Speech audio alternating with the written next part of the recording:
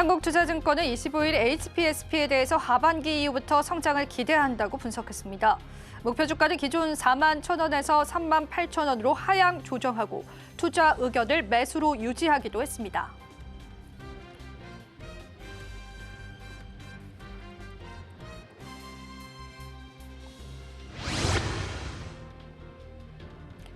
(25일) 오전 원자력 발전 관련 종목들이 오름세를 보이고 있습니다. 체코와 24조 원 규모의 대규모 원전 수주 계약을 앞두고 있다는 소식에 매수세가 몰린 것으로 풀이됩니다. 대장주로 꼽히는 두산 에너빌리티 주식은 오전 9시 50분 기준으로 코스피 시장에서 27,750원에 거래되고 있습니다. 메리츠증권은 25일 스튜디오 드래곤에 대해서 올해 1분기 실적은 시장 예상치를 밑돌 것이라고 예상되지만 일본 드라마를 통한 비즈니스 확장으로 실적 성장이 예상된다고 분석했습니다. 목표 주가를 기존 5만 4,000원에서 5만 9,000원으로 9.3% 상향 조정하기도 했습니다.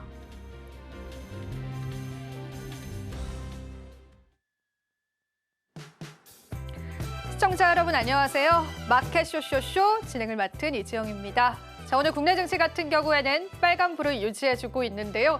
시장에 어느 정도 안도 랠리가 이어지는 모습들 확인되고 있습니다. 자, 금요일 시장 장마감 30분 앞두고 있습니다. 어떤 흐름들 이어지고 있는지 저와 함께 수치적으로 자세히 살펴보시면 좋겠습니다. 자, 오늘의 코스피, 코스닥 지수입니다. 코스피 지수는 2,546포인트를 나타내고 있는데요. 장 초반 상승했었던 코스피 지수는 이내 하락했지만 오전 11시를 기점으로 다시금 상승세를 나타내면서요. 큰 상승폭은 아니지만 대략 1%가량의 상승률 나타내고 있습니다. 자, 코스닥 지수도 지금 현재 구간에서는요. 약보합 상승 나타내지만 그래도 730포인트 지켜주면서 오후장까지의 좋은 탄력들 유지되고 있습니다. 수급도 바로 한번 살펴보겠습니다. 오늘 수급에서는 변동성이 있었습니다. 4월 달 동안 10조 원가량 팔아냈던 외국인이요. 오늘 드디어 순매수세로 전환했습니다. 물론 그 물량이 많지는 않습니다. 2천억 원 넘게 매수하는 것으로 확인되고 있고요. 특히나 삼성전자와 하이닉스 쪽에 관한 매수세가 몰린 것도 같이 체크해 드릴게요. 반면 오늘 개인은 7천억 원 넘게 매도하는 모습도 확인되고 있습니다. 기관도 오늘 시장에서는 4천억 원 넘게 매수하면서요. 시장 상승을 견인해주고 있습니다. 코스닥으로 한번 넘어가 보시죠. 자, 오늘 코스닥의 매매 동향 역시도 외국인이 이끌어주는데요. 물론 그 물량이 많다라고 볼 수는 없지만 그래도 최근에 676억 원이나 매수했던 건 또 오랜만이기 때문에요. 또 좋은 시장의 흐름들 확인해 볼 수 있겠고요. 개인은 소폭 매도하고 기관도 매도세 나타내고 있습니다. 시가총액 상위 종목들 오후장 흐름들 살펴보도록 하죠. 자, 오늘 삼성전자는 보합인데요. SK하이닉스는 3%가량 상승합니다. 어제 호실적에도 불구하고 시장에서 하락을 나타냈었는데요. 그러한 부분을 만회해주면서 지금 현재 오후장에서도 3% 넘는 상승을 나타내고 있고요. LG에너지솔루션도 오늘 시장에서는 약보합 상승하고 사실 관세 리스크가 좀 해소됐다라는 시장 시나리오 나오면서 현대차 쪽에 기대하셨던 분들 많을 텐데요. 오늘 시장에서는 약보합 상승해 주면서요. 0.05%의 빨간불을 나타내고 있다는 부분들 체크해드리겠습니다. 자, 코스닥으로 넘어가 보겠습니다. 자, 오늘 코스닥 시가총액 상위 종목군들은요. 일단 우리가 미국 아마케를 앞두고 관련한 기업들의 움직임이 있긴 하지만 알테오젠은 여전히 시장에서 마이너스 3%의 낙폭을 보여주면서 코스닥 지수를 끌어내리는 모습들 확인되고 있고요. 알테오젠 제외하고는 대부분 오후장 들어서 회복세가 좀 나타났습니다. 에코프로도 2% 상승, 에코프로비엠도 2%의 상승률 나타내주고 있습니다. 테슬라가 다시금 시장에서 하락한 거에 반해서는요. 우리 2차전지 관련주들은 그래도 시장에서 지켜주는 모습들 확인되고 있고요. 휴젤은 연이은 강세입니다. 0.25% 약보합 상승 나타내고 있습니다. 자, 오늘도 또 시장에 맞는 전략들 많이 준비했습니다. 마감 시장 그리고 그 이후의 시장까지도 저희와 함께 전략들 챙겨보시면 좋겠습니다. 그럼 본격적으로 달려볼까요? 마켓 쇼쇼쇼 출발합니다.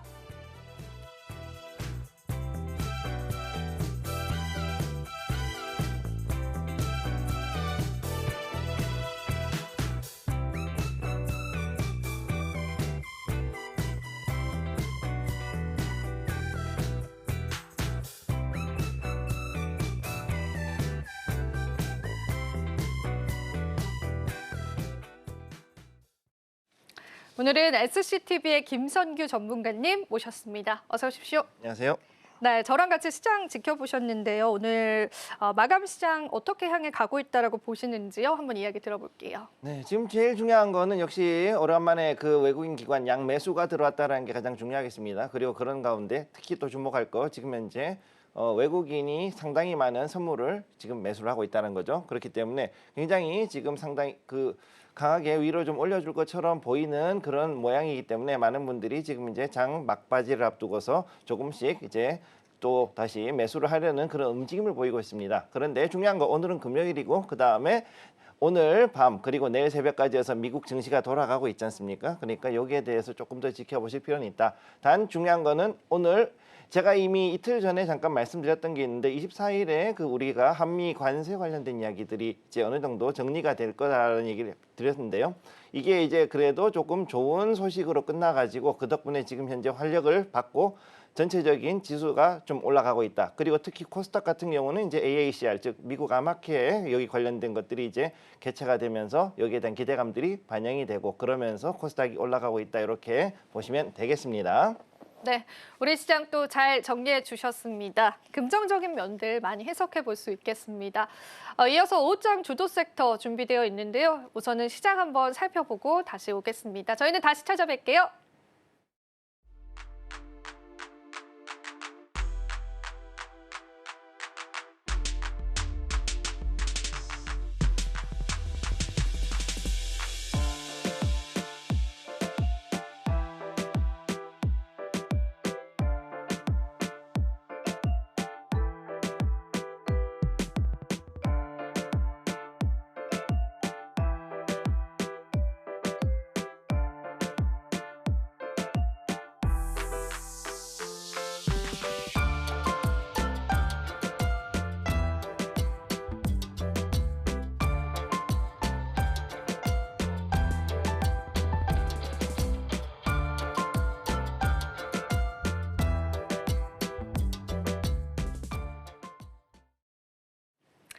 오장 주도 섹터 저희와 함께 살펴보시죠. 오늘 첫 번째 주도 섹터 바로 열어보겠습니다. 오늘의 첫 번째 주도 섹터입니다.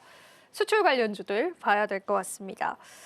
일단은 저희가 관세에 관해서 논의가 있었고 그 수출주들의 다시금 조금 긍정적인 회로를 확인해 볼 수 있겠는데요. 일단은 전문가님께 여쭤보고 싶은 건 이게 진행사항 쪽에 관해서 어떻게 정리를 해볼 수가 있을까요?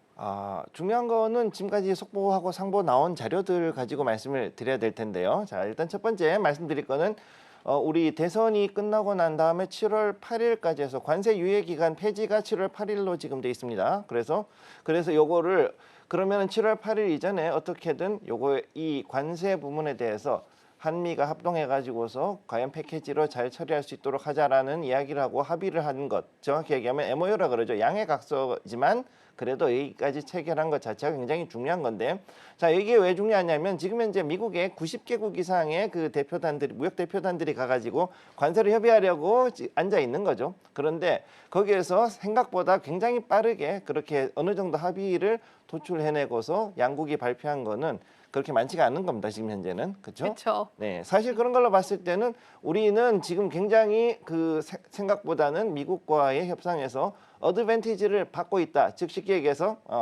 페이버라 그러죠. 그러니까는 미국이 봤을 때 한국은 상당히 그래도 그 무역의 입장에서는 상당히 중요한 국가라는 것을 이미 인지를 하고 있고 거기에 대해 가지고 충분히 협상을 할 용의가 있다라는 그 부분을 얘기를 하고 있는 거죠. 따라서 이 관세 폐지를 포함한 여러 가지 이 여러 그 투자까지 해가지고서 패키지로 합의를 하겠다. 즉 그만큼 한국에 있는 기업들에 대해서 상당한 기대를 가지고 있고 또 그만큼 많은 기업들이 미국에 투자해 주기를 지금 바라고 있다라고 보시면 되겠습니다. 자, 그리고 여기에서 지금 현재 봤을 때는 우리가 지금 생각했던 것보다 그래도 생각보다 빠르게 그리고 좀 많이 상당히 완화된 그런 모습이 지금 나왔기 때문에 이런 것들을 봤을 때도 지금 굉장히 좀 좋은 그 움직임을 보이고 있다라고 봐야 되고요. 그리고 지금 현재 특히나 여기에서 봤을 때 우리는 그 전체적인 수출, 그래서 오늘 보면은 반등이 들어온 것들이 그 반도체, 그 다음에 2차 전지, 그리고 또 조선이라든가 방산 이런 데들부터 해가지고서는 대부분의 종목들 대략 한 1,500, 600개 이상의 종목들이 한꺼번에 반등이 들어온 걸 지금 볼 수가 있거든요. 그러니까 이런 걸로 봤을 때 우리가 지금까지 수출 주도형 경제로 갔고 그랬기 때문에 그런 와중에도 그동안 중국과 미국 혹은 이제 다른 이제 유럽이라든가 이런 국가식으로 해서 크게 세 개 축으로 움직였던 이 수출의 그 전체적인 구도가 이제 어느 정도는 조금 바뀌어 가고 있는 상황에서 그럼에도 불구하고 지금 생각보다는 다른 나라들에 비해서 상대적으로 제가 이게 우리가 좋다는 게 아니고 다른 나라에 비해서는 상대적으로 안정적인 그런 그 경제의 연착륙을 이제 좀 어느 정도 만들 수 있다라는 그런 물꼬를 텄다라는 것에서 주목을 해야 되는 거죠. 그렇기 때문에 여기에 대해서 우리가 주목해야 될 거 첫 번째 방위비에 대해서는 걸지 않는다. 왜 그랬느냐? 방위비는 이미 2030년까지 해서 바이든 행정부하고 우리는 그 주한미군 방위 분담금에 대한 협상을 완료를 한 상태입니다. 그렇기 때문에 이거를 다시 건드리기에는 아무래도 미국 쪽에서도 상당히 좀 무리가 있을 거기 때문에 그래서 방위비에 대한 얘기는 제가 봤을 때는 그렇게 얘기 나오지 않을 것으로 보이고요. 특히 이제 2+2 협상으로 해가지고 이번에 합의를 하고 앞으로도 또 이제 그거를 기반으로 갈 거로 보고 있고 그 다음에 한미 FTA가 지금 현재 계속 발효 중이기 때문에 여기에 대한 것들도 언급을 하지 않았다는 것은 결국은 여기에 대해서 기본 관세 세율 10% 정도 아니면은 그것도 어느 정도 낮추거나 혹은 여기에 대한 어떤 그 트레이드오프 쉽게 얘기해 가지고서는 관세는 기본 관세 물리는 대신에 우리가 얼마 정도를 더 보조해 주겠다 뭐 이런 개념으로 해 가지고서 한미 간의 협상이 충분히 있을 수 있는 그런 상황이 나왔다라는 것을 여러분들이 기억을 해 두시고요.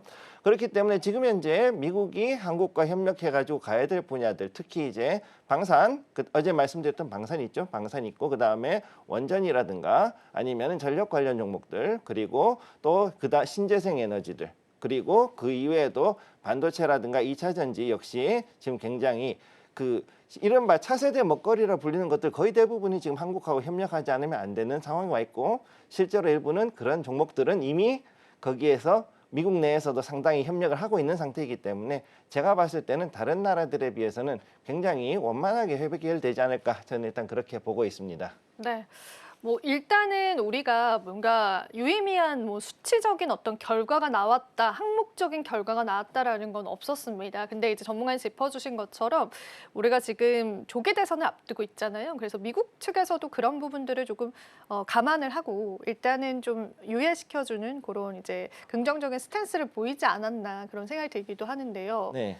그래도 이제 우리가 수출 타격을 받았던 건 자동차주들이었잖아요. 그렇습니다. 근데 네. 요거를 이제 기대감을 갖고 가기에는 오늘 주가가 그렇게 상승을 나와주진 않더라고요. 아, 전문가님 어떻게 보세요? 지금 오히려 그게 더 좋은 거라고 저는 아, 보거든요. 그래요? 오. 저는 오히려 안 올라가 주는 게 고맙고요. 지금 올라가면은 비싸게 사야 되는데 그거 안 좋죠. 좀 더 싸게 사줘야죠. 오히려. 맞네요. 네. 네. 싸게 사야 된다고 생각한다면 오히려 지금이야말로 더 좋은 그 움직임이라고 저는 그렇게 보고 있습니다. 개인적으로는 지금 우리가 특히 걱정했던 게 뭐냐면은 이제 이른바 노동 집약형으로 해서 그동안 수출을 많이 했던 그 자동차라든가 아니면은 이제 반도체가 특히 이제 많이 걸렸지 않습니까? 그런데 이런 종목들 같은 경우에는 제가 봤을 때 이제 그 어느 정도는 미국과의 트레이드오프를 통해 가지고 쉽게 얘기해서 미국 현지 공장 증설을 해가지고 그걸 가지고 100% 미국 내 소화를 하는 물량을 생산해낸다라든가 아니면은 거기에서 있는 여러 가지 그 다른 업체들 쉽게 얘기해서 그 마이크론이라 테크놀로지나 아니면 인텔 같은 회사들과의 협력을 통해 가지고 또 다른 어떤 트레이드오프를 할 수 있는 그런 요소가 있기 때문에 제가 앞으로 봤을 때는 우리가 가지고 있는 주력 산업들 크게 세 가지. 자, 그러면은 반도체, 2차 전지, 그다음에 자동차 이 종목들 같은 경우에는 오히려 지금 한숨 놓은 상황이라고 보시면 되겠습니다. 네, 오히려 지금 상승이 나와주지 않는 게 다행이다라고 또 전문가님 짚어주셨는데요. 일단은 우리가 또 추가 관세에 관해서 또 이야기가 있을 예정입니다. 7월 패키지 지금 언급이 됐잖아요. 그때 일정들의 기대감들을 좀 바라보면서 이쪽 섹터는 봐야 될 것 같고요. 그리고 사실은 또 이런 부분도 이야기를 좀 나눠보고 싶어요. 저희가 일단은 관세 펀치를 많이 맞았잖아요, 시장에서. 근데 이제 이 관세 펀치에 어느 정도 맷집이 강해진 그런 섹터도 있을까 싶은데 혹시 그 아이디어는 있으실까요? 관세에 대해서 맷집이 좀 생겼던 섹터들은 기본적으로 미국에 공장이 있는 섹터들은 전부 다 일단은 큰 문제 없다라고 보는 건데, 그래서 저는 그 자동차 섹터들이 굉장히 괜찮다라고 보고 있고, 그다음 방산 중에서도 또 어제 얘기했던 하나오션이라든가 이런 그 업체들 같은 경우는 지금 필리 조선소를 이미 인수를 했고, 그런 것들을 봤을 때는 지금 현재 미국에서 일자리를 늘리고 경기를 살리기 위해서 협력하는 업체들이 있는 그런 분야들, 그 다음에 또 제약 바이오 분야들, 이쪽도 역시 마찬가지 앞으로 그렇게 돌아갈 것으로 저는 보고 있고, 따라서 지금 현재 우리가 가지고 있는 섹터들 중에서 그렇게 이 관세로 인한 충격은 오히려 제가 봤을 때는 저평가된 주식들을 굉장히 싸게 담을 수 있는 그런 시기가 곧 도래할 것이라고 저는 그렇게 보고 있습니다.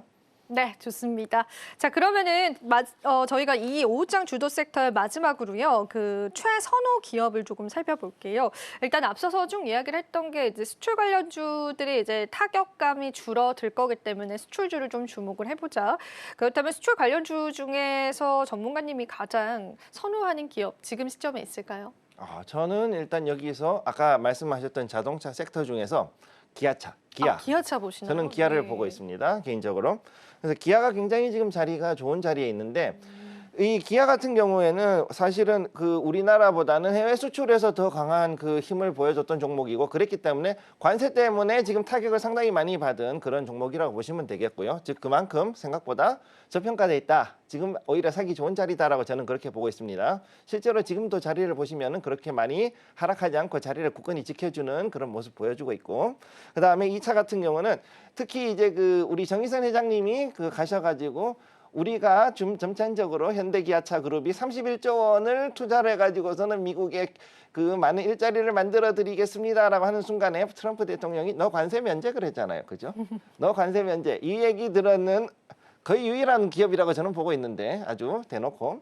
아무튼 이 정도면은 그 우선은 정치적으로는 리스크는 어느 정도 줄여놓은 상태라고 보고, 다음 더 중요한 거, 미주 전기차에서는 사실 테슬라 다음으로 가장 많이 팔리는 게 바로 기아차, 현대 기아차에 있는 그 전기차들인데, 특히 기아차들이 강하게 가고 있습니다. 특히 우리가 봐야 되는 거 텔루라이드 같은 이런 차들, 그런 SUV로 쪽으로 해가지고 가고 있는 업체들은 이런 차종들이 생각보다 경쟁력이 강하고, 그 다음에 이 차종들이 중동 아프리카하고 유럽 쪽에서 굉장히 잘 팔려요, 생각보다.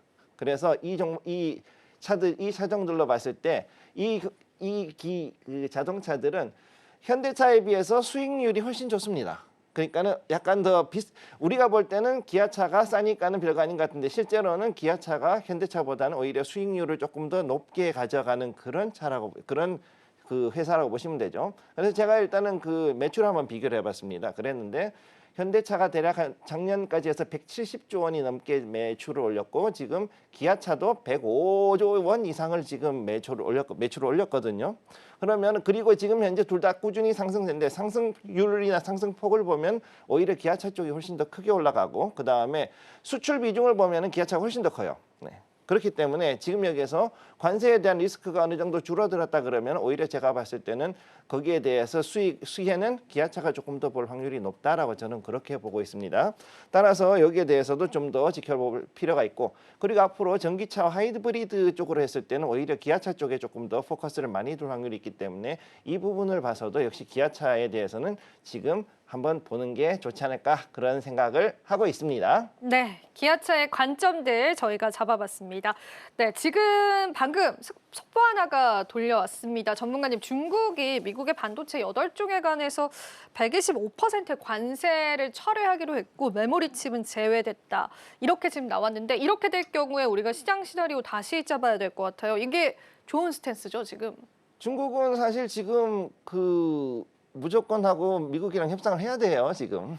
여기에 있는 8종의 반도체가 시스템 반도체인데, 그중에 특히 어떤 거냐면은 그 엔비디아에 들어가는 AI 칩에 들어가는 그런 GPU들하고 이런 것들에 대한 것들이 아마 많을 겁니다. 그런 부분인데, 거기에 대해서 관세를 철회를 안 하면은 사실은 지금 이 열이 많이 나는 이런 그 AI 시스템에서는 하드웨어들의 소모율을 절대 감당할 수가 없습니다. 그렇기 때문에 이걸 아마 할 거라고 보고, 단 메모리 칩은 자기들도 이제 어느 정도는 따라갈 수 있다고 판단되니까 그걸 가지고서는 이제 버티려고 한 거겠죠. 일단은 그렇게 보시면 되겠습니다. 네, 일단은 저희가 그래도 좀 긍정적으로 해석해 볼 수 있지 않을까요? 이제 공식적으로 이제 관세가 어느 정도 유예됐다라는 행동이 나왔던 것 같아서요. 또 바뀌는 시장 시나리오 저희가 거기에 맞는 대응점들 가져가 보고요. 오후장 주도 섹터 그 두 번째 섹터도 바로 열어보겠습니다. 오늘 두 번째 주도 섹터도 열어주시죠. LNG 쪽입니다. 미국의 LNG 서밋 초대에 관해서 그리고 사실상 우리가 관세 그 협상 가면서 카드로 이렇게 들고 갔던 그런 섹터이다 보니까 긍정적으로 볼 수 있을 것 같아요, 전문가님. 네, 사실 LNG 섹터는 이거 말고도 이전에 그 작년에 대왕거래라든가 이런 것 때문에 있었죠. 한번 네. 튀어올랐다가 또 좀 빠졌다가 네. 이래 가지고 상당히 좀 여러 가지 이슈가 있었죠. 근데 LNG는 제가 봤을 때는 최소한 앞으로 한 5년 정도는 충분히 더 갈 수 있는 섹터라고 저는 개인적으로 보고 있고, 이 가장 중요한 게 뭐냐면은 원전에서의 성능 혹은 이제 지금 현재 있는 석탄이나 그 다음에 화력 발전에 대해 가지고서 이 원전이나 아니면 신재생 에너지로 넘어가는 그 브릿지 발전소로서는 LNG 발전이 제일 중요하거든요. 그러다 보니까 전 세계적으로 지금 이제 LNG 수요가 갈수록 늘어나는 걸 알 수가 있는데, 지금 현재 자리에서 보면은 그 북극권에서부터 알래스카 남부까지 800km 정도 되는 파이프라인을 달아달라, 그렇게 얘기를 했죠. 그러다 보니까 대만에서는 이제 와가지고서는 HDC하고 그 알래스카에 있는 그 회사들하고 해가지고서는 우리 그러면 LNG 사겠습니다 이러고서는 이미 했어요. 거기에 그랬는데, 거기에다가 한국하고 일본은 너네들은 왜 안 오니, 몇 주 안에 빨리 올 거라고 나는 생각해 라고 이렇게 트럼프는 얘기를 해놓고, 말이 너희들이 오면은 좋을 것 같아라고 해놓고, 이게 결국은 반협박이죠, 사실. 연기하시는 겁니까, 지금? 네, 그렇죠. 네. 그렇게 하는 건데, 자, 그러면 여기에서 했을 때 우리는 다시 조선이 또 뜰 수도 있다는 거죠. 네. 세빙선 만들어야 되니까. 자, 여기에서 중요한 거, 이 파이프라인을 만들어 가지고 해서 비용은 우리가 내고, 그럼 그만큼의 그러면은 그 사업성이 있겠느냐. 자, 여기에서 우리가 주목해야 될 거는, 때로는 우리가 생각했던 것 이상으로 복잡한 건데요. 자, 정치가 만약에 개입이 됐을 경우에 경제가, 그러면은 우리는 사업이 분명히 손실이 날 걸 알면서도 해야 될 부분은 있죠. 그렇기 때문에 제가 봤을 때 아마 한국과 일본은 결국은 참여할 수밖에 없을 거다라고 저는 그렇게 보고 있고요. 그러면 여기에 대해 가지고 결국은 LNG 관련된 종목들, 이런 것들이 결국은 다 같이 갈 수밖에 없다. 저는 일단 그렇게 보고 있습니다. 그래서 여기에 있는 것들이 이제 보면 LNG에 대한 것들은 수송선이나 이런 것도 있지만은, 그 다음에 또 여기에다 파이프라인을 만드는 회사, 그 다음에 거기에서 들어가는 부품들을 넣는 회사들, 그리고 또 아까도 잠깐 말씀드렸지만 얼음 깨면서 가야 되기 때문에 쇠빙선 들어가야 될 거고요. 그러면 거기에 따른 조선이나 이런 것들도 결국은 올라갈 수밖에 없고, 자, 그러면 이렇게 했을 때 한국이 가지고 있는 상당히 많은 섹터들이 결국은 LNG 하나를 가지고서 어느 정도 경기를 일으킨다고 봤을 때, 저희가 봤을 때 그게 크게 손해를 보는 것은 아닐 거라고 생각을 하고 있습니다. 그러니까 이런 부분도 여러분들이 잘 지켜보시면 좋겠습니다. 네, 그럼요. 전문가님, 마지막으로 최선호 기업을 여쭤보면서요. 저희가 투자 전략들 가져가 보면 좋겠습니다. 일단 제가 봤을 때 가장 좋은 거는, 역시 이런 거는 국책 사업으로 갈 거니까 한국가스공사. 역시 그게 최고가 아닐까 저는 개인적으로 보고 있고요. 지금 현재 포지션도 굉장히 좋고, 그다음에 지금 현재 미수금이 많이 줄어들 거다라는 예상을 하고 있습니다. 이게 무슨 얘기냐면은, 그 가스 가격이 국제 시세가 계속 요동을 치지 않습니까? 그러니까는 우리가 만약에 비쌀 때 그 가스를 사오더라도 이거를 시세로 주는 게 아니라 국가에서는 일단 국민들이 써야 되니까는 정해진 가격에 그래도 싸게 제공을 하죠. 그러고 나가지고서는 나중에 정말 가스값이 싸지면은 그때 우리가 다시 그동안 했던 거를 가지고서는 손해난 걸 벌충을 한다. 이 개념이 미수금이라는 게 있는데, 이 미수금이 지금 줄어들 거라고 보는 것 때문에, 그리고 실적 변동성도 생각보다는 이제는 좀 축소가 될 거라고 보니까 여기에 대해서는 나쁘지 않을 것이다. 요거 첫 번째고요. 그다음 두 번째, 한국가스공사가 지금도 그렇지만 앞으로 저 크게 세계 최대의 가스 그 저장량을 가지게 될 건데, 지금 현재 당진에다가 새롭게 가스 저장소 스테이션을 지금 짓고 있죠. 그럼 여기까지 하면은 최대 6군데의 엄청나게 큰 그 가스 저장소를 가지고 있기 때문에 세계에서 가장 큰 가스 저장량을 가지게 되니까, 이걸로 봤을 때도 우리가 앞으로 발전소라든가 이런 여러 가지 가스 부분에 대해서 좀 더 쉬워질 수가 있을 거라고 보고 있고, 이 한국가스공사 같은 경우는 여러분들이 단기로 해가지고 수익을 보는 것보다는 좀 더 장투를 보고서 긍정적으로 봐주시면 되겠습니다. 네, 좋습니다. 자, 오늘 최선호주까지도 같이 한번 이야기 나눠봤습니다. 오후장 주도 섹터는 여기까지고요. 전문가님, 오늘도 도움 말씀 고맙습니다.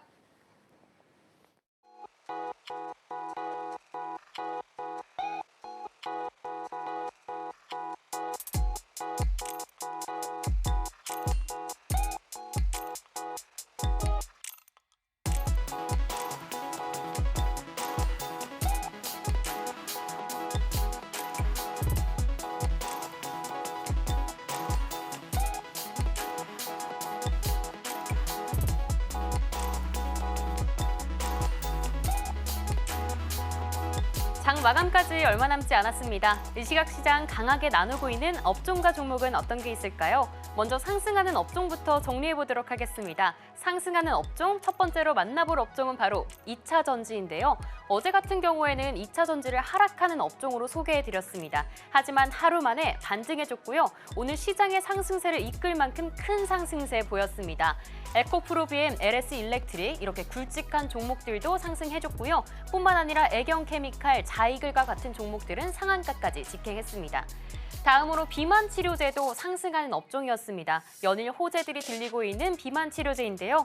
오늘 큐라티스, D&D 파마텍, 원풍물산 그리고 넥스턴 바이오까지 좋은 흐름 보였습니다.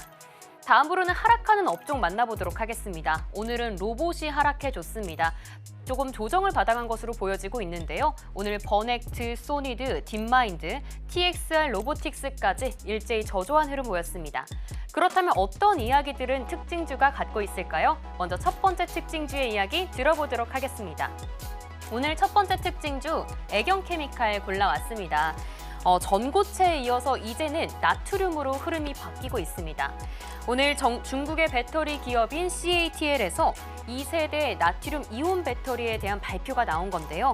여기서 CATL이라는 중국의 기업은 중국뿐만 아니라 전 세계에서 정말 주목받고 있는 큰 기업이고요. 이 배터리 이름은 낙스트라라고 하는 나트륨 배터리입니다. 중국뿐만이 아닙니다. 러시아에서도 나트륨 배터리에 이목을 집중하고 있습니다. 최근에 푸틴 대통령은 에너지 관련된 제안서를 요청했는데요. 이 안에서 나트륨과 관련된 기술에 비중이 많은 것으로 보여지고 있습니다. 덕분에 그동안 걱정 키워왔던 2차 전지 업종 오늘 훈풍 달아줬고요. 오늘 같은 경우에 애경케미칼이 특히 주목받는 이유는요. 바로 나트륨 배터리 소재인 음극재용 소재인 하드카본을 생산하기 때문입니다. 특히 기존의 원자재의 한계를 뛰어넘을 수 있는 이 나트륨 배터리, 애경케미칼과 함께 어디까지 상승할 수 있을까요? 오늘 장중 흐름부터 만나보도록 하겠습니다. 오늘 장중 흐름입니다. 가뿐하게 상승세 타가지고요. 이제 상한가까지 터치했습니다. 오전 10시를 기점으로 상한가 일직선으로 그려주는 모습 보여주고 있습니다. 현재도 상한가 터치하면 1360원 지나가는 모습 보여주고 있네요. 수급 같은 경우에는 외국인은 팔고 기관은 담아줬던 종목이었습니다. 그동안 장시간 횡보했던 종목인데 전거래일부터 상승세 이어지고 있습니다. 앞으로 나트륨 이온 배터리와 함께 이 애경케미칼 어디까지 상승할 수 있을까요? 이어서 다음 특징주 만나보도록 하겠습니다. 다음 특징주 바로 큐라티스 준비했습니다. 이제는 먹는 약으로도 비만 치료할 수 있을까요? 지금까지는 복부에 주사를 맞아서 비만을 치료했는데 이제는 먹는 약 한 알로도 비만 치료할 수 있게 됐습니다. 덴마크 제약사 노보 노디스크가요. 비만 주사제 위고비의 이 경구용 제형을 FDA에 승인 신청했습니다. 이 때문에 세계에서 주목받고 있는데요. 사실 어제는 한국에서도 이슈가 나왔죠. 어제 소식에 따르면 한국 노보 노디스크가 우리나라의 성인뿐만 아니라 청소년과 어린이도 처방받을 수 있게 승인 신청을 했습니다. 현재는 18세 이상에게만 위고비가 처방되는데 이제는 다른 해외 나라들, 미국과 유럽 같은 국가들처럼 만 12세가 넘는 어린이와 청소년에게도 처방받게 될 수 있을지 이목이 집중되고 있습니다. 이런 소식 덕분에 비만 치료제를 개발하고 있는 인벤티지랩에 크게 투자하고 있는 큐라티스가 오늘 각광받았습니다. 오늘 어떤 장중 흐름 보였을까요? 오늘 장중 흐름입니다. 시작부터 상한가 찍었네요. 그러고 나서 상승세 살짝 반납하나 하더니 일제히 상승세 다시 회복해서 현재까지도 이어지고 있습니다. 오늘 기분 좋게 두 종목 다 상한가 찍었던 종목이었습니다. 현재는 1,050원 지나가는 흐름 보여주고 있습니다. 수급 같은 경우에는 애경케미칼과는 반대로 외국인은 담아주고 기관은 팔아냈던 종목이었습니다. 이어서 다음 특징주 만나보도록 하겠습니다. 하락 업종에서는 버넥트 골라봤습니다. 사실 버넥트 같은 경우에는 지난 2거래일 연속으로 상승해줬던 종목이기 때문에 시장에 관심 받아왔는데요. 이 종목 같은 경우에는 XR과 AI를 다루는 종목입니다. 외실증 사업과 피지컬 AI 관련된 종목들을 이제 상품들을 출시하기 때문에 버넥트가 상승받았는데요. 하지만 그 급격했던 상승세를 가파르게 이제 뱉어내고 있습니다. 오늘 장중 흐름 살펴보도록 알아보도록 하겠습니다. 오늘 장중 흐름 체크해보면 말씀드렸던 것처럼 계속 하락세 이어지고 있습니다. 심지어 현재는 23% 넘게 하락세를 더 키워오고 있습니다. 이런 점 체크해 주시는 게 중요할 것 같고요. 수급은 외국인 팔고 기관은 담아줬던 종목이었습니다. 그동안 크게 올라줬기 때문에 다시 한번 올라줄 수 있을지 특징주로 함께 체크해드리도록 하겠습니다. 이렇게 오늘 상승과 하락 오갔던 특징주 이야기 모두 나눠봤습니다.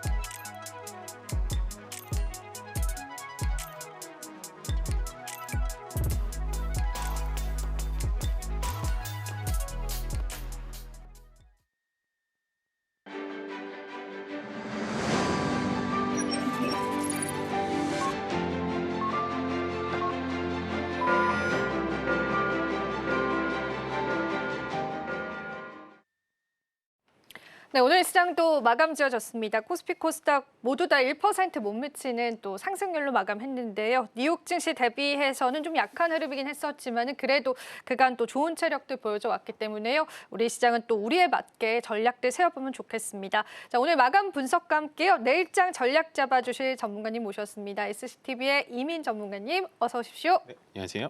네, 마감 시장 한번 이야기를 들어보겠습니다. 네.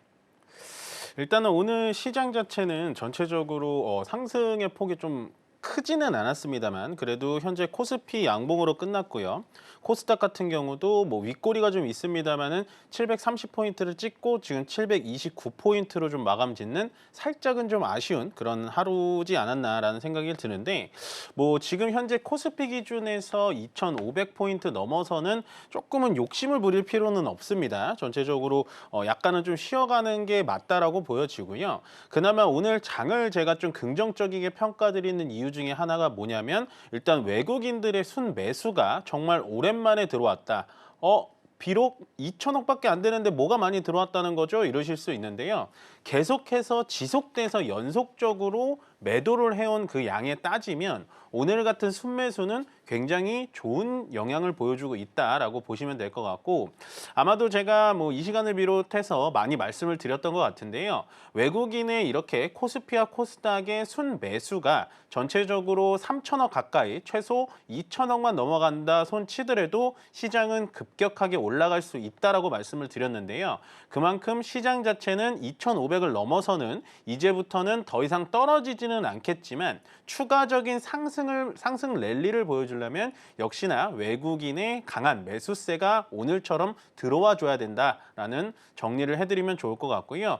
오늘 거기다가 기관까지도 같이 한 5천억 정도 들어왔는데 금융투자의 특성상 좀 단기적인 영향이 좀 있을 수 있으니까요. 오늘의 기관의 수급에 대해서는 크게 의미는 없다 보시면 될 것 같고 전체적으로 오늘은 일단은 조선테마 어저께에 이어서 조선테마가 역시나 좋은 흐름을 보여줬고요. 그 중심에는 오늘 하나오션이 11% 올랐지만 결국에는 저는 대장주는 현대중공업이라고 보여지니까 계속해서 강한 흐름 보여줬고 조선업은 약간은 좀 지수를 전체 끌어들이기에는 좀 힘이 약하다면 오늘 역시나 지수 자체 코스피를 끌어당긴 거는 SK 하이닉스의 강한 상승세라고 보여주실 수 있겠습니다.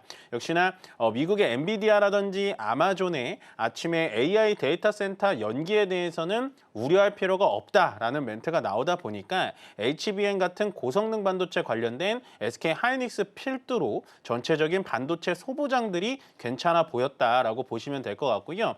아마도 이런 시장이 여러분들에게 많이 힌트가 될 것 같습니다. 조선주 같은 경우는 주가가 많이 올라가 있기 때문에 따라가기 힘들다라고 판단하시는 분들이 많을 텐데요. 그 반면에 오늘처럼 시장이 좀 자리를 잡아줄 때 시장을 끌어주는 섹터가 뭘까라고 본다면 역시나 반도체가 시장을 끌어주는 오늘 하루가 됐다라고 정리해드리면 좋을 것 같습니다.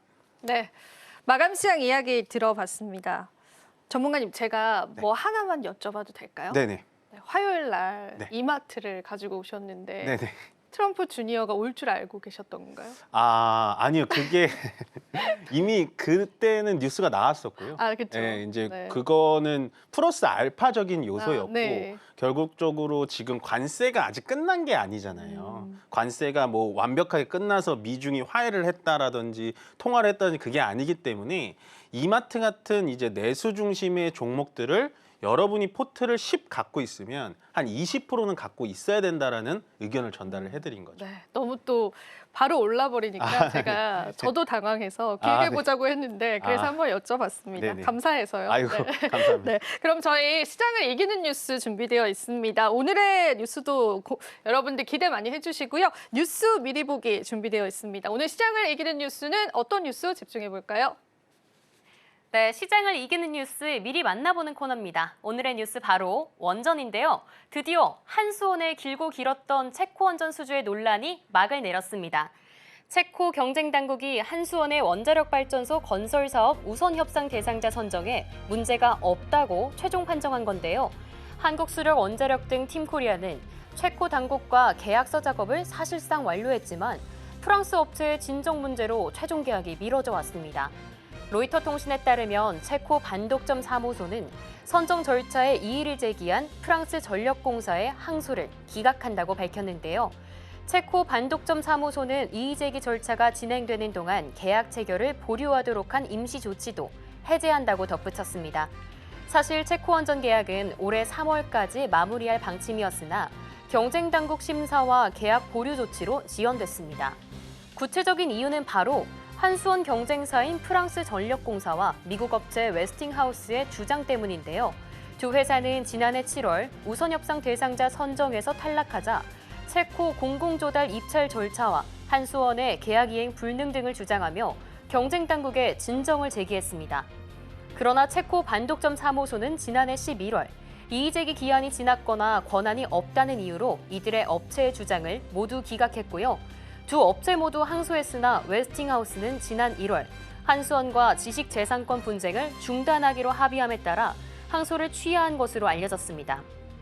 앞으로는 24조 원 규모의 체코 두코바니 원전 최종 계약이 다음 달 7일쯤에 이뤄질 전망이 있습니다. 양측은 빠른 시일 안에 계약을 체결한다는 공감대를 이룬 상태인 만큼 다음 달 7일 계약서 서명에 나설 계획입니다.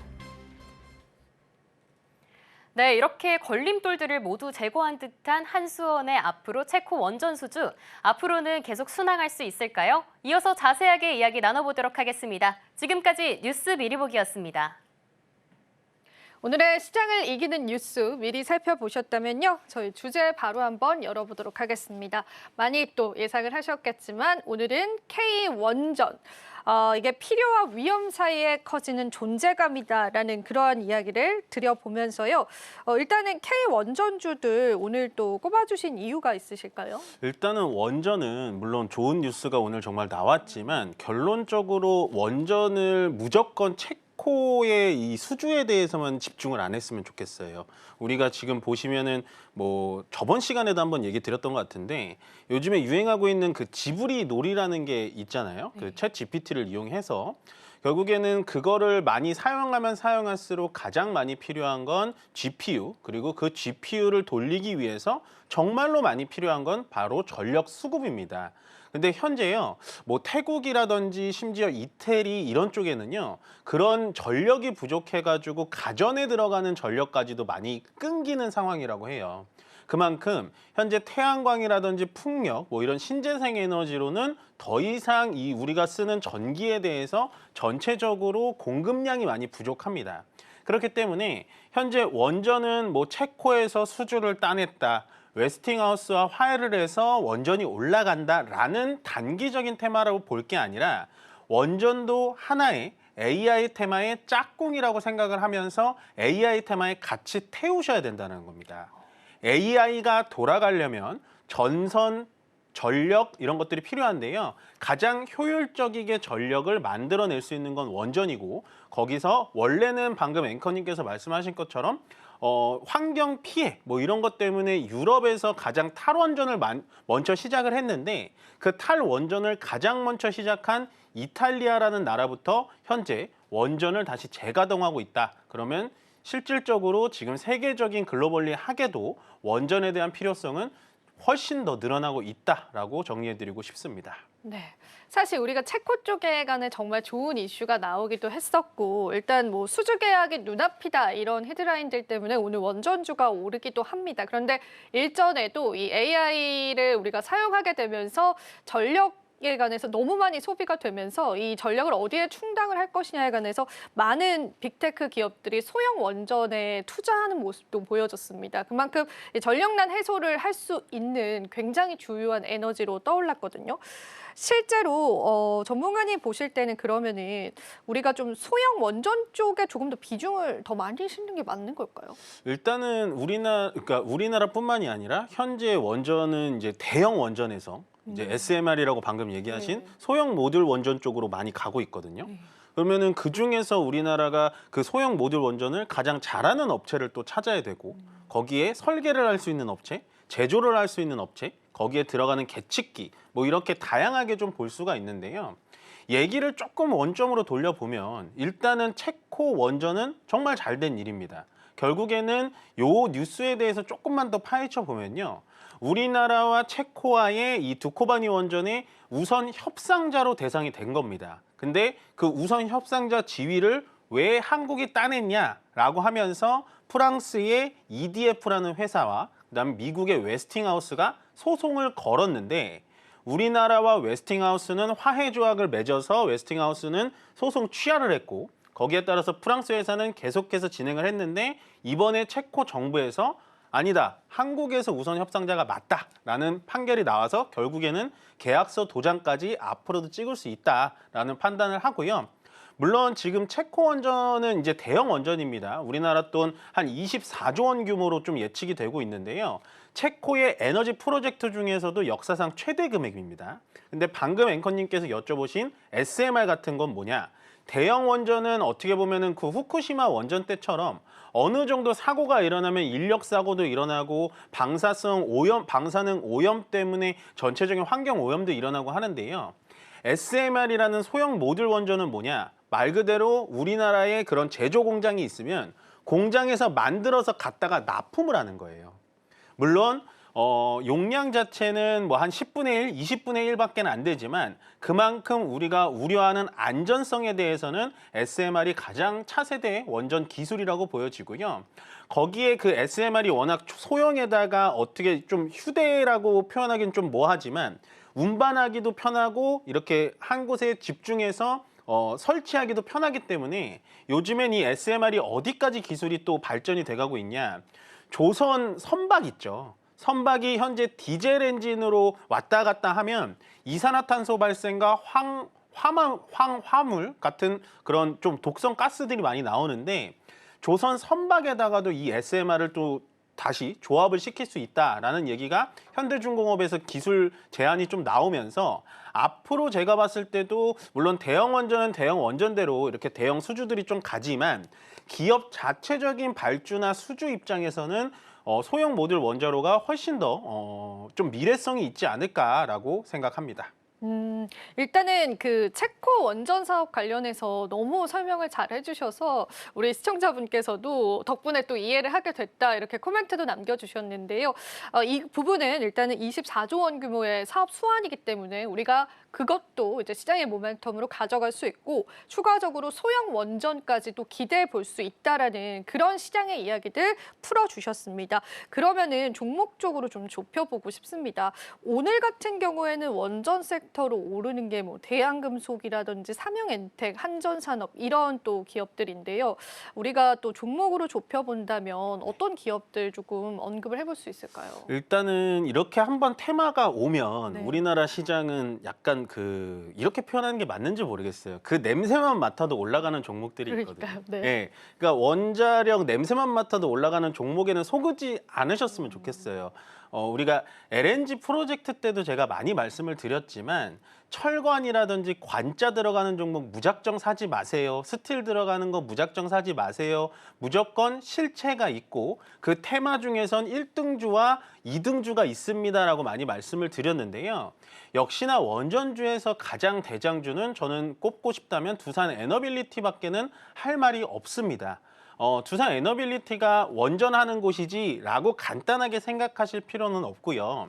두산 에너빌리티가 주로 하는 게 뭐냐면 원전의 설계를 받으면 거기에 따라서 뭐 원자로라든지 아니면 가속기, 그다음에 원자로 압력 용기 뭐 이런 거를 하드웨어적으로 다 만들어 가지고 배관까지 다 짜주는 그런 업체입니다. 그리고 방금 전에 앵커님께서 여쭤보신 SMR 사업, 소형 원자로 사업 같은 경우도 미국의 미국의 뉴스케일 파워라고 그 원자력 업체가 있어요. 그 업체랑 같이 MOU를 맺어가지고 현재 SMR 사업도 굉장히 기술력을 발전을 하고 있습니다. 더 쉽게 비교를 해드리면요. 미국의 뉴스케일 파워 같은 경우는 일단은 그 반도체로 비교하면은 엔비디아 같은 거예요. 소형 원자로를 설계만 해주는 데고요. 두산 에너빌리티는 그거를 제작하는 겁니다. 반도체로 따지면 엔비디아와 TSMC 같은 사이라고 보시면 되죠. 그래서 저는 가장 편안한 선택이기도 하고요. 그다음에 만약에 이 종목에 물리더라도 밑에서 다시 재조정해서 갈 수 있기 때문에 가장 대장주는 두산 에너빌리티라고 생각합니다. 네, 사실 두산 에너빌리티는 소형 쪽에 관한 모멘텀도 가지고 있고 또 우리가 전반적인 원전 섹터에 관한 모멘텀들도 좀 가지고 있는 걸로 알려져 있는데 오늘 시장에서는 3%가량 상승을 합니다. 조금 더 구체적인 전략들 마지막으로 좀 잡아주실 수 있을까요? 일단은 두산 에너빌리티가 지금 기술적으로 봤을 때는 조금 애매한 자리일 수도 있어요. 저는 못 사겠습니다. 이거 못 네, 사요. 네. 그러니까 제가 아까 서두에 말을 깔았듯이 올랐다가 눌러줄 때 들어가면 된다라는 거거든요. 왜냐하면 맨 처음에 말씀드렸다시피 원전과 AI 테마는 같이 가야 되니까. AI는 절대 죽지 않는 사업이니까요. 그래서 요즘에는 이게 지금 주가가 올라간 게 오늘은 이 체코 원전 산업 때문에 올라갔지만 과거도 아니죠. 4월 한 9일 정도부터 급락 나왔다가 4월 10일 때부터 올라간 건 원전 테마 때문에 올라간 게 아니라 정치 테마, 정책 때문에 올라간 겁니다. 원래는요, 현재 여당인 이런 국민의힘이라고 하죠. 국민의힘은 원전에 대해서 굉장히 밀어붙였던 당이었다면 반대인 야당, 민주당은 탈원전의 대표적인 주자였습니다. 근데 현재 유력 후보이신 이재명 전 대표가 원전에 대해서 소형 원자로를 계속 들여와야 된다. 그러니까 원래 반대했었던 야당까지도 원전에 대해서 호의적인 얘기가 나오다 보니까 주가가 급등을 한 거예요. 그러니까 요즘의 급등은 실질적인 두산 에너빌리티의 어떠한 납품과 발주와 실력 때문에 올라간 게 아니라 분위기 때문에 정책주로 몰려서 올라갔다. 그러니까 방금 얘기하신 것처럼 지금 자리에서 따라가실 필요가 없습니다. 이런 종목은 급하게 하실 필요 없고요. 얘가 눌러줘가지고 2만 원 초반대까지 내려온다면 그때부터는 충분히 공격적이게 매수해서 들어가셔도 되고 지금 이 자리에서 그럼 더 올라가면 어떡하냐? 그러면 그냥 내 거 아니다라고 생각하는 게 좋고요. 보유자의 영역이다라고 생각하시는 게 가장 편안한 선택이지 않을까 생각합니다. 네. 우리에게 기회를 주지 않더라도 전문가님이 계속 함께해 주시기 때문에요. 시장의 기회들은 저희가 계속 살펴드리겠습니다. 오늘 두산 에너빌리티에 관한 구체적인 전략들까지도 함께했습니다. 자, 오늘도 또 마감 시장 이후에 좋은 전략 주셨는데요. 도움 말씀 고맙습니다. 네, 고맙습니다.